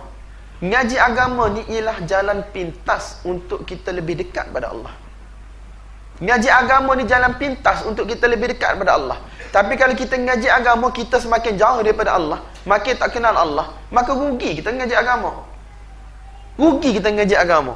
Ngaji agama ni jalan pintas untuk kita kenal Allah. Dalam keadaan orang lain tak boleh baca kitab, orang lain tak boleh baca hadis, tak boleh baca tafsir, tak boleh go tu, tak boleh go ni, tiba-tiba kita boleh. Allah Ta'ala bagi kelebihan tu. Bagi otak yang geliga, cerdik, boleh baca, boleh faham Quran direct. Ataupun tak direct pun kita boleh baca kitab-kitab tafsir bahasa Arab, boleh baca hadis, kita boleh baca syarah-syarah hadis dalam bahasa Arab, iaitu tanpa kita perlukan kepada penterjemah. Hak tu pun kalau kita semakin jauh daripada Allah, memang rugi ya kita. Jadi tuan-tuan, dawam muraqabatillah wa khasyatillah, iaitu sentiasa kita rasa Allah Ta'ala tengok kita. Allah Subhanahu wa Ta'ala ni dia dah survey kita semua. Dan Allah Subhanahu wa Ta'ala ni dia ada malaikat-malaikat yang mana akan tulis dah segala amalan kita. Dan kita sentiasa takut pada Allah Subhanahu wa Ta'ala, sehingga membawa kita menjadi satu orang yang mana taat pada Allah.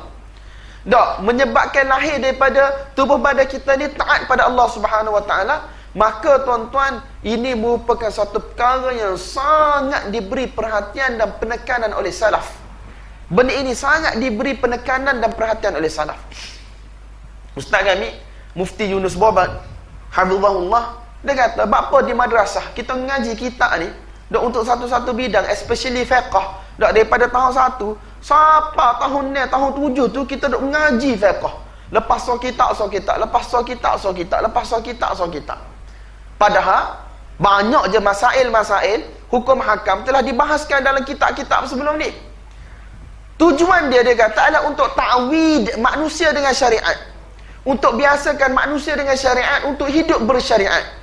Setiap tingkah laku kita, gerak kita, sebelum kita nak buat satu-satu benda, kita tanya diri kita dulu, apa hukum Allah Ta'ala terhadap aku dalam isu ni?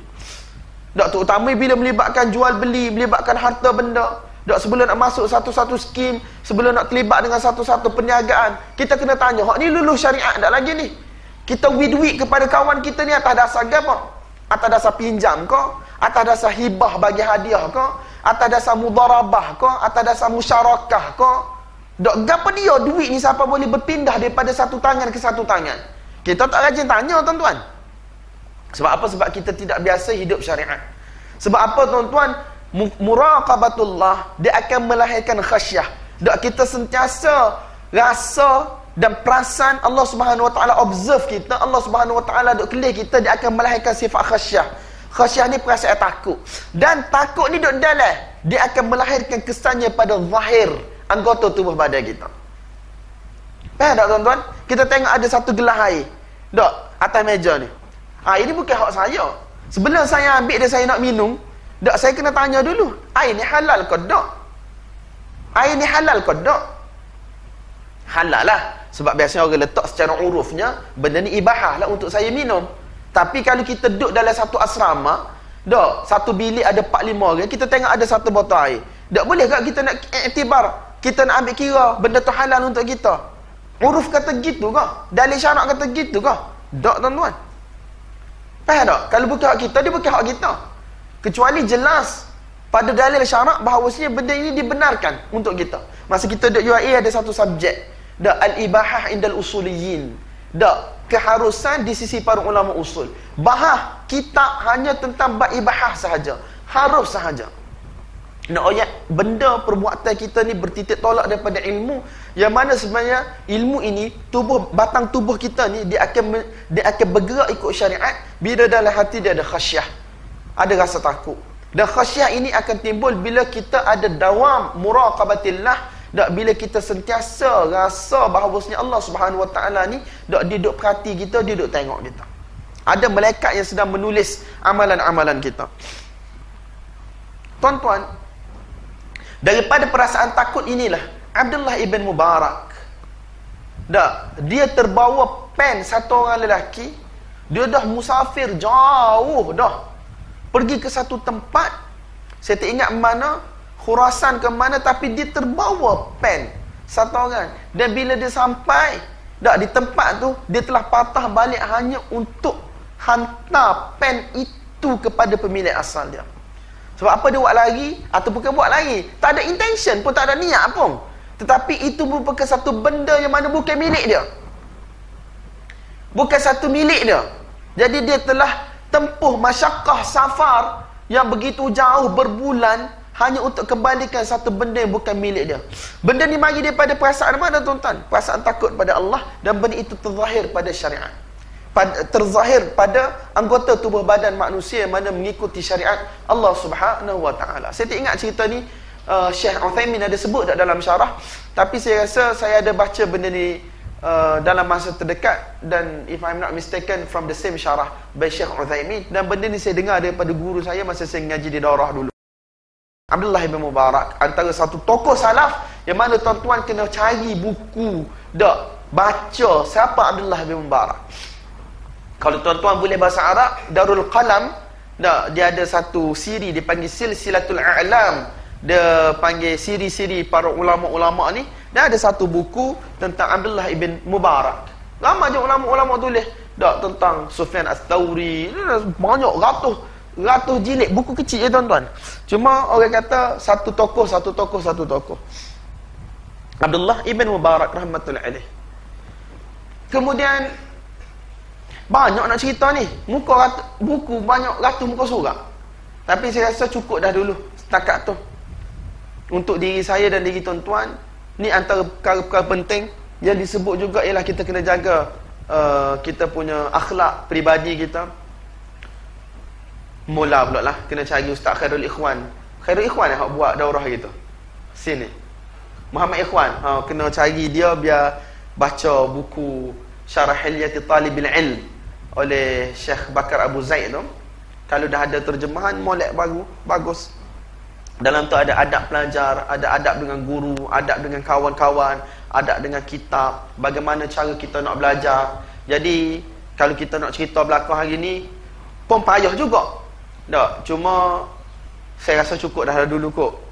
Tambah hari ni hari Jumaat, pukul 10 pandai nak makan pula. Tuan-tuan nak balik, nak siap sedia untuk boleh juga sikit. Tak, siap sedia untuk balik sembahyang Jumaat dan semua. Saya rasa cukup dah. 4-5 poin tu antara poin-poin awal dalam buku Hilyati Talibil Ilm oleh Syekh Bakar Abu Zaid dan syarahnya oleh Syekh Muhammad Ibn Salih Al-Uthaymin. Saya cuba untuk mudahkan kepada tuan-tuan. Semoga Allah SWT bagi taufik pada saya dan tuan-tuan untuk ambil iktibar, untuk amal dan untuk sampai.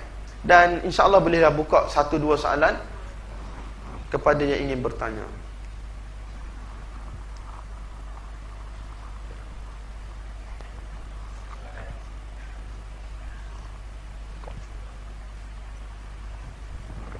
Tak ada soalan tak, sebab bukan mengajar fiqh. Dan benda kita tahu belakang dah. Semua orang boleh catch up. InsyaAllah. Cuma orang kata benda ni peringatan lah. Dak semua duk ngaji hadis, semua duk ngaji fiqh, duk ngaji akidah, duk balah bab sunnah bid'ah. Kadang-kadang benda-benda lagu ni orang kata kena. Sebenarnya benda ni semua, tapi kita jadi balik kuih habis dalam ni. Jadi hak benda hak penting ni jadi kadang-kadang. Dak. Kalau tak ada boleh tutup tak kot? Ha?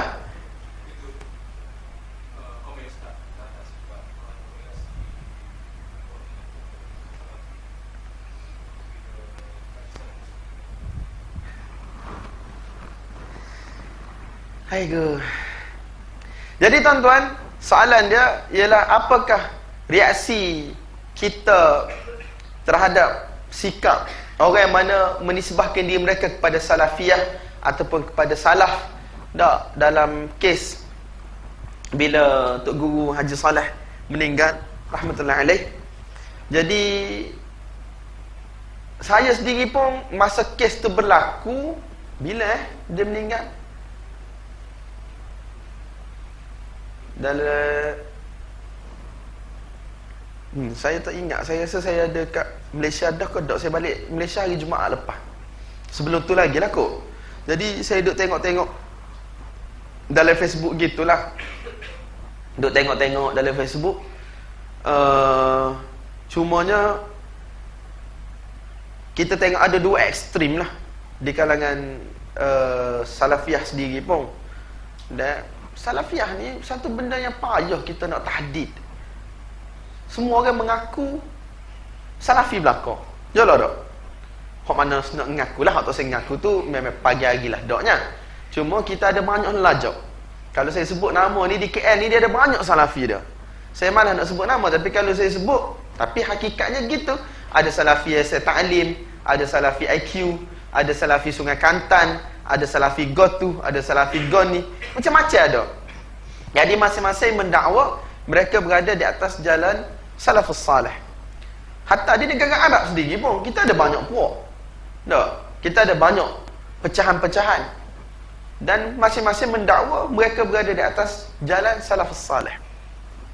Jadi tuan-tuan, pendirian saya ialah Syekh rahmatullahi alaih, satu orang yang alim.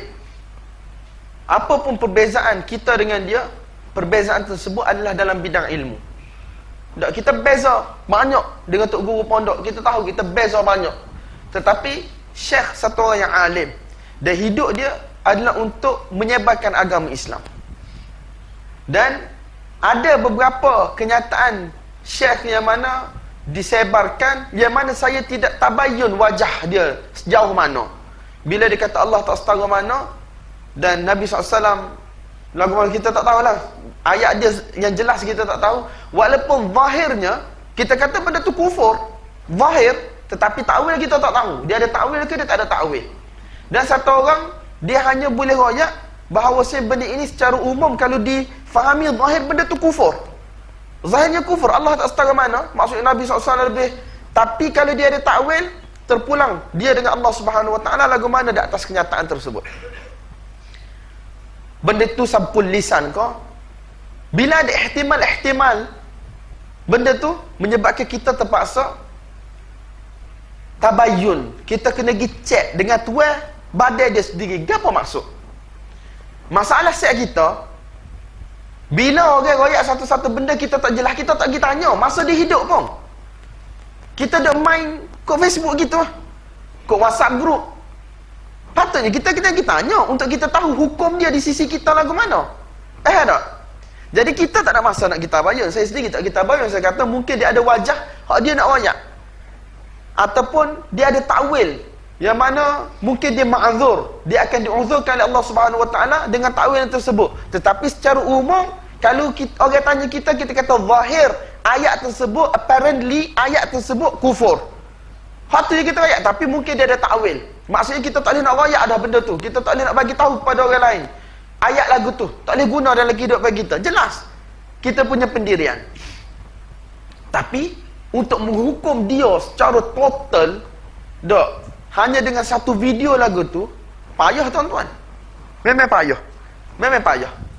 Sebab tuan-tuan, saya baca dalam syarah Hilyah Talibul Ilm Syekh Uthaymin, bila Syekh Bakar Abu Zaid kata kena ikut akidah salaf dan seumpamanya, ada persoalan dak a'immah, imam-imam kita yang mana mereka dak menyalahi salaf dalam beberapa bab i'tiqad, terutama yang melibatkan ayat-ayat mutasyabihat. Dak, Imam Nawawi rahmatullahi alaih, Ibn Hajar rahmatullahi alaih dan seumpamanya.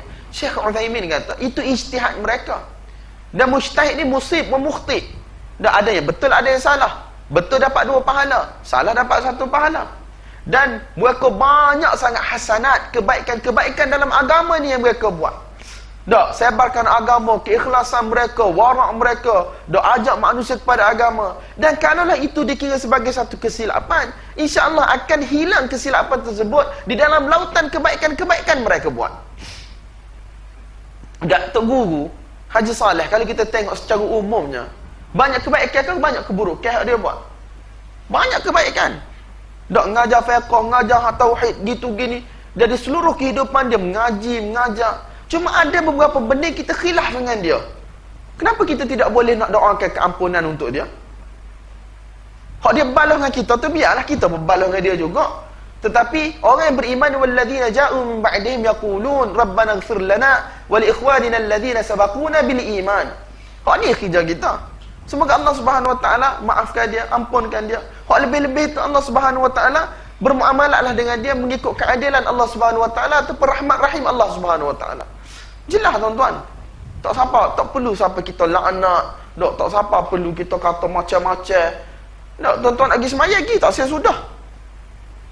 Sebab ini merupakan i'tiqad saya. Hatta Syekhul Islam Ibn Taymiyah rahmatullahi alaih, ketika mana orang tanya dia tentang khilaf antara Syairah, Maturidiyah dan Ahlul Hadis wal Athar dalam masalah ayat-ayat sifat, dia kata ni merupakan khilaf furu'. Sebab apa? Sebab semuanya adalah mukmin. Berdasarkan dalil Nabi SAW, hadis la yuhafizu 'ala al-wudu' illa mu'min. Tidak akan menjaga wuduk ni kecuali orang yang beriman. Jadi tuan-tuan, ada had dia. Lepas tu lagi kita kecek pada zaman kita kuat dengan zaman kita lemah ni beza. Nak kecek zaman kuat macam zaman salaf, tak ada masalah. Hajrul mubtadi', kita pulau mubtadi', kita nak pulau orang. Kita pun ada 2-3 ekor, 2-3 kerak aja set kita. Lepas tu gapo jadi? Tak jadi gapo juga. Nabi SAW Allah tegur dalam Quran, walau kunta faddan ghalidhal qalbi lam faddu min hawlik. Kalau mu dikerah, kasar, tak nescaya manusia akan lari daripadamu. Siapa ni? Nabi SAW.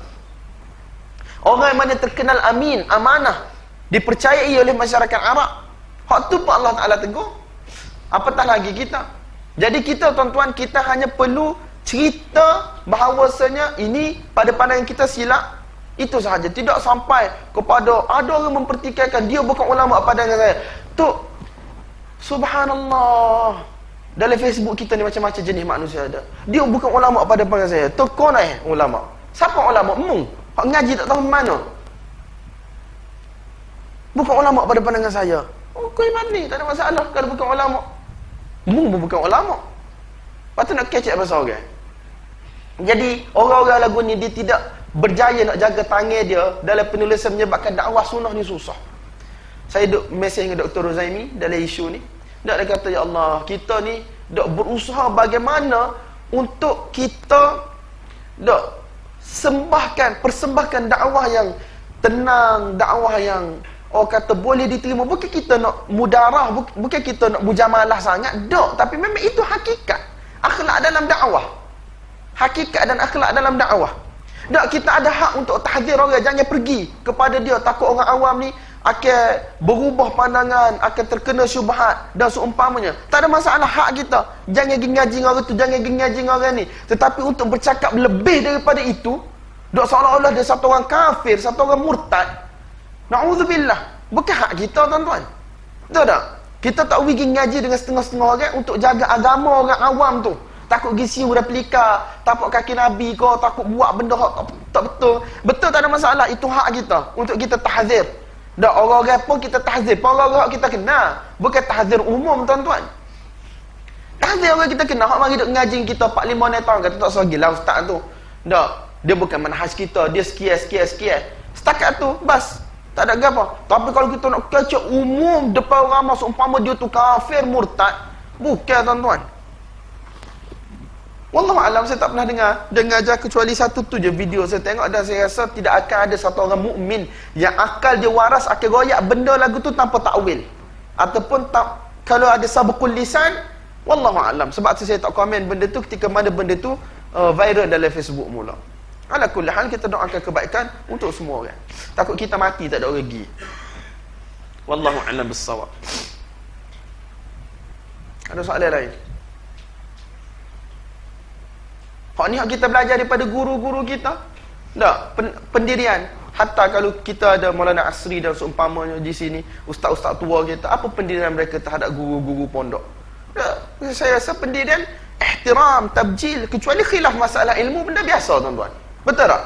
Khilaf masalah ilmu benda biasa. Tapi ihtiram, tabjil, ini merupakan orang kata panjanglah cerita. Sebelum zaman Ibn Taymiyah rahmatullah alaih, memang khilaf antara Syairah Maturidi dengan Salafi ni memang khilafnya besar. Dak, Ibnu Qudamah melaknat Abul Hasan Asy'ari di atas mimbar. Tuan-tuan, keluarga Ali Qudamah ni di Palestin ni, dak, di Maqdis, mereka melaknat Asy'ariyah di atas mimbar. Sehinggalah mari Syekhul Islam Ibn Taymiyah dia berjaya untuk orang kata dekatkan jurang pergaduhan tu. Pada zaman dia ni boleh ngaji, orang kata Asy'ariyah boleh ngaji dengan Salafi, Salafi boleh ngaji dengan Asy'ariyah. Kalau tuan-tuan baca sejarah pada kurun ke-7, kurun ke-8 tu, tuan-tuan akan jumpa benda ni. Sebelum tu memang dak lah payah. Memang payah. Tu anak murid Taqiyuddin As-Subki, dia sezaman dengan Ibn Taymiyah rahmatullah alaih. Anak dia Taj As-Subki, dak, anak murid kepada Al-Imam Az-Zahabi, anak murid kepada Al-Mizzi. Dak, orang kata Az-Zahabi, Al-Mizzi, Ibn Kathir, ini merupakan orang kata anak-anak murid saya rapat Ibn Taymiyah. Tapi Tajuddin As-Subki, kita tahulah akidah dia Asy'ari, kuat, pure. Dia kata kutuk guru dia macam-macam juga dalam kitab-kitab dia. Ayah dia Taqi Subki, dak, memang kuat. Balah dengan Ibn Qayyim dan seumpamanya. Tapi dia sampai satu ketika dia boleh tatalmaz, dia boleh ngaji walaupun daripada dua aliran yang berbeza. Antara usaha yang telah dibuat oleh Ibn Taymiyah rahmatullah alaih untuk rapatkan, walaupun dalam bab hujah ilmiah dalam masalah akidah dan seumpamanya Ibn Taymiyah kerah.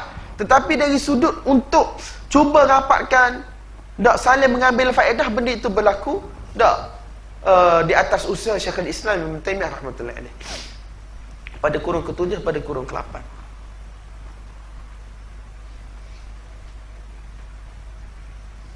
Wallahu a'lam bissawab. Ada soalan lagi?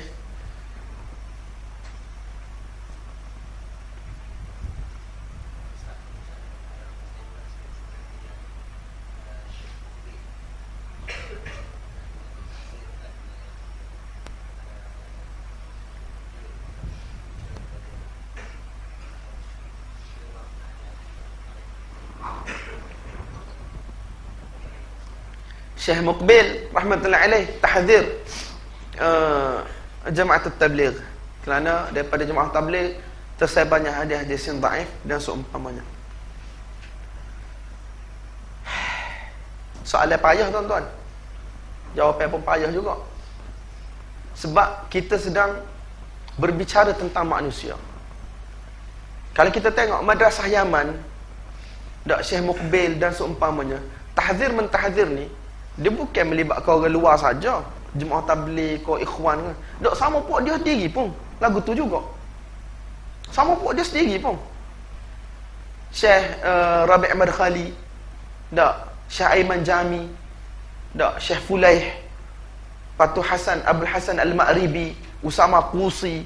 Dak, ni antara nama-nama di negara Arab yang mana asalnya kawan-kawan, tapi last sekali jadi tahzir mentahzir, jadi walak dan barak. Maksudnya seolah-olah macam bukan Islam dengan bukan Islam. Ini antara benda mana berlaku di negara Arab di kalangan Salafi. Apa tak tuan-tuan? Bahkan tahzir bukan pada masalah kecil-kecil, pada masalah akidah, masalah iman, masalah kufur berlaku.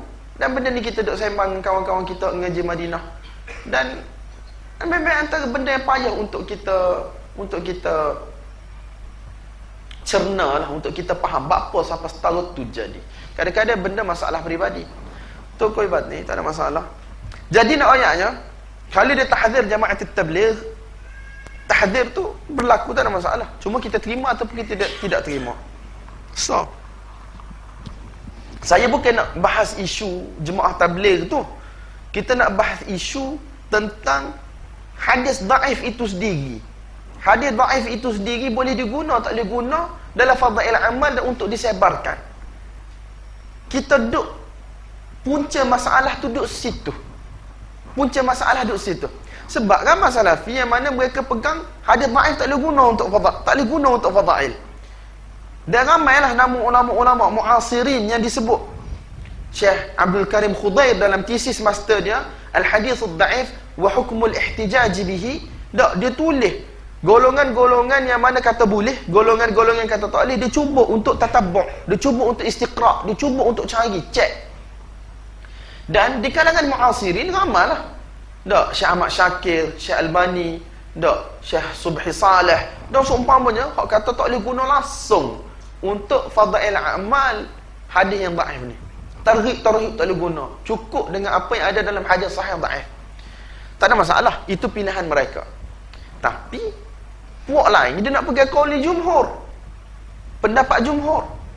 Jadi bila nak pegang pendapat jumhur, mereka adalah hujah-hujah mereka, dalil-dalil mereka. Dan masalah ni masalah ilmiah. Kalau tuan-tuan baca satu kitab Tahqiqul Maqal oleh Syekh Abdul Hafiz Al-Makki, anak murid kepada Syekh Zakaria rahmatullahi alaih, yang telah kumpul kerja buat Maulana Zakaria terhadap Sahih Bukhari tu dalam Al-Kanzul Mutawari tu dalam 30 jilid tu. Syekh Abdul Hafiz Makki, Syekh tu, dia telah tulis satu kitab untuk takhrij fadail amal. Nama dia Tahqiqul Maqal.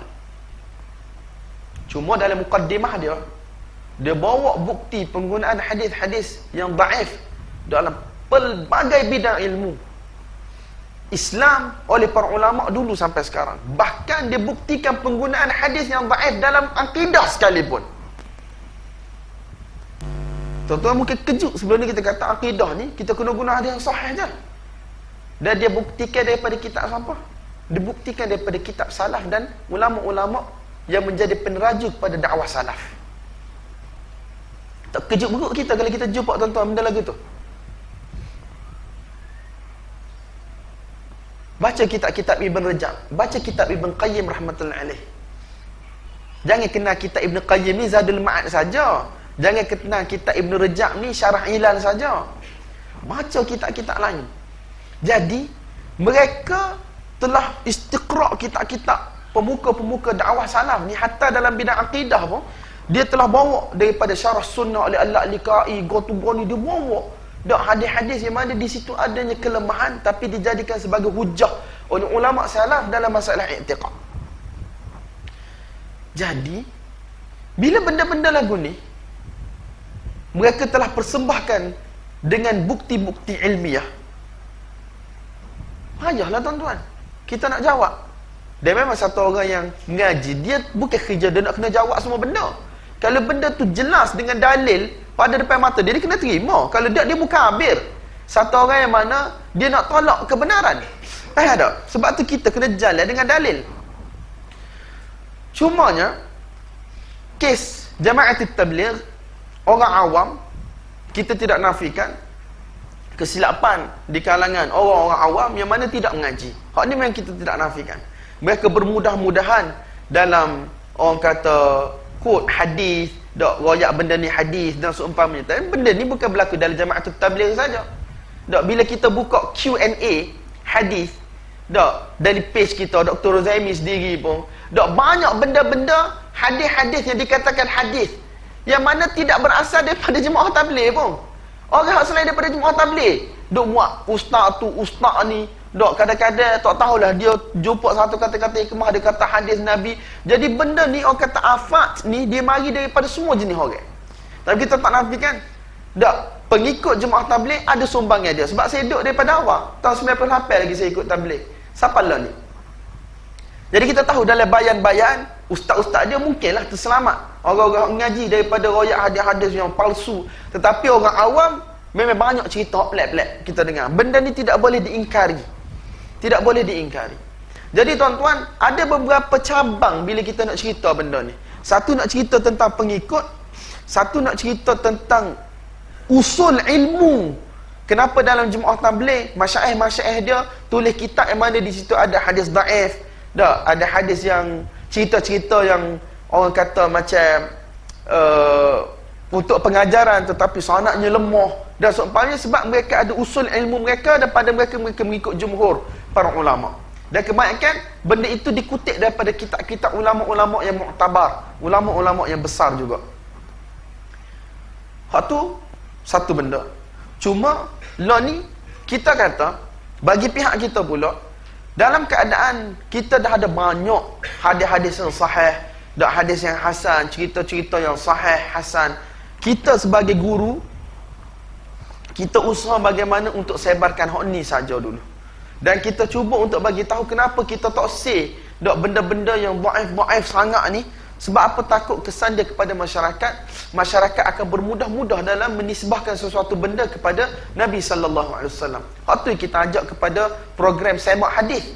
Dak, supaya apa? Supaya bila benda ni dah jadi orang kata darah daging masyarakat kita, bila jumpa satu-satu riwayat, dak akan cek dulu, tahu dak kedudukan, maka akan jauhlah manusia daripada riwayat-riwayat yang wahi, yang sangat lemah, yang mungkar dan seumpamanya. Setakat hadis-hadis dhaif yang ringan, benda tu tak ada masalah untuk disebarkan dalam fadail, targhib, tarhib dan seumpamanya. Jadi tuan-tuan, orang kata satu isu yang mana tidak ada skema jawapan yang jelas. Nah, dan satu lagi, gapo kita buat pula? Kalau kita tahzir jamaat tabligh, tapi kita gapo kita buat? Adakah kita buat dakwah sebagaimana mereka buat dakwah? Dan ini antara persoalan-persoalan yang selalu saya tanya kawan-kawan. Tak, selepas kita kata, oh jangan ikut tabligh, tu lepas tu gapo? Gapo dakwah kita buat? Satu dari sudut ngaji, kita buat kelas ngaji. Tapi dari sudut dakwah, dah ajak orang daripada rumah ke rumah pergi masjid dan seumpamanya, kita buat tak buat? Kita tak buat. Sebab kita tak buat, ada orang kata badil, adanya satu gantian lain. Tapi kalau kita buat, insya-Allah kita sebarkan yang sahih-sahih, yang sunnah dan seumpamanya. Nampak tak tuan-tuan? Tapi lah ni kita tak buat, maka tidak ada gantian pada benda yang orang lain buat. Nampak tak? Wallahu ta'ala ala wa alam bissawab. Isu dia panjang tuan-tuan, dan lebih kepada isu ilmiah sebenarnya. Tuan-tuan boleh baca tahqiqul maqal. Kejut beruk juga mula-mula baca tu tuan-tuan. Wallahu a'lam bissawab. Sebab kalau kita sebut nama orang lain, set-set salafi ni, dia tak boleh endah mana. Hatta guru kami Syekh Muhammad Abdul Wahid, dia kata apa? Puakmu ni kalau aku sebut 20 nama ulama dalam mazhab Hanbali pun puakmu rasa macam percaya tak percaya. Tapi kalau aku sebut nama Ibn Taymiyah, Ibn Qayyim, pada dah jendah hak kuat sekali. Jadi kalau tuan-tuan baca tahqiqul maqal, cerdiknya Syekh Abdul Hafiz Al-Makki ni, dia bawa daripada buku set-set ni. Dia bawa daripada buku ni, Ibn Taymiyah, Ibn Qayyim, Ibn Rajab. Lepas tu nak mana kita nak jawab? Dia ada tulis juga sebuah buku tentang tasawuf di sisi a'immatud da'wah. Ibn Qayyim, Ibn Taymiyah, Syekh Muhammad Abdul Wahhab, tentang tasawuf. Rupanya penulis yang sama, Syekh Abdul Hafiz Makki. Di Mekah. Dia ada darul hadis dia di sana. Dia mandi punya sistem.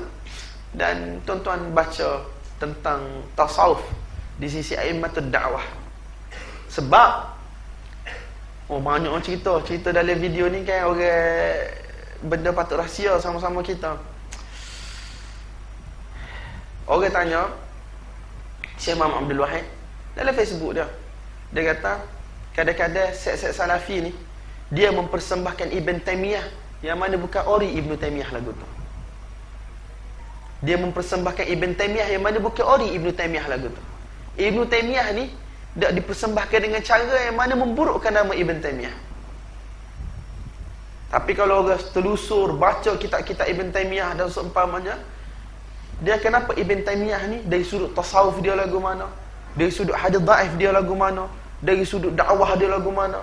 Kadang-kadang kita tak pandai nak sampai ke Ibn Taymiyah. Siapa kita tengok Ibn Taymiyah ni macam pengkafir orang, orang suka tafsik orang, tabdi' orang. Siapa kita tak kenal Ibn Taymiyah lagu mana.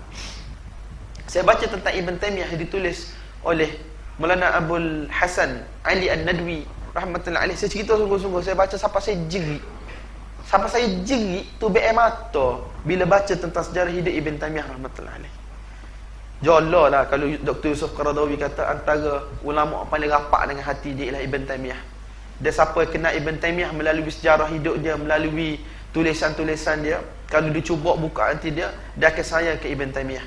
Dia jollah lah kalau sebut Ibn Taymiyah seorang, dak berbanding dengan berpuluh lagi ulama lain, dia rasa berat Ibn Taymiyah seorang lagi. Kalau orang lain perlu kepada syawahid mutaba'at, Ibn Taymiyah dia mari seorang, walaupun gharib, fard, terima juga kok mana pun. Wallahu a'lam bissawab. Siapa tak kenal maka dia tak cinta. Sallallahu alaihi wasallam wa baraka ala sayyidina Maulana Muhammad wa ala alihi wa sahbihi wa baraka wasallam.